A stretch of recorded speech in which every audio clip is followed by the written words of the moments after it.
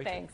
This morning, ADP reported 187,000 new private sector jobs added in January. That was more than expected. But this pace is still not enough to bring the unemployment rate down below 9%. No, not even close.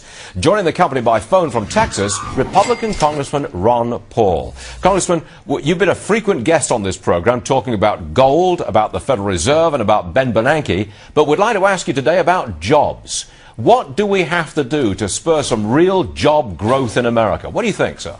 You won't have real growth until you liquidate all the malinvestment and all the bad debt.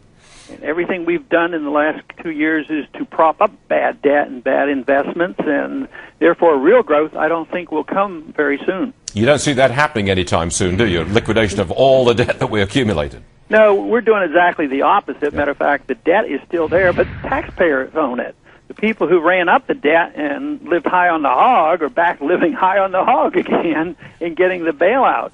So it was just a transfer of all that penalty to the taxpayers. So the Fed owns all this bad debt, and we're responsible for it, and that's just going to delay the recovery, the real recovery. I take it that you would not raise the debt ceiling. You would live within our means, starting as soon as that debt ceiling is reached. I take it that's your position.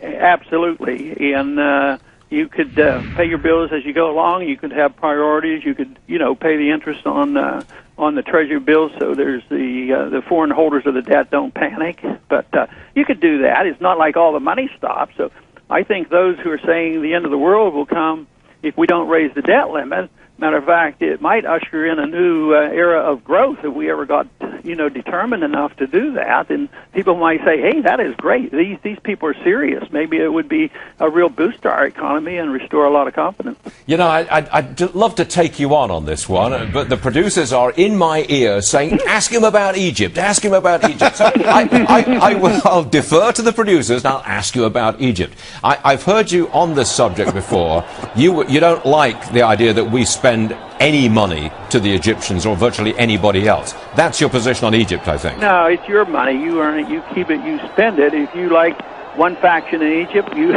send your money over there. That's how a free society would work.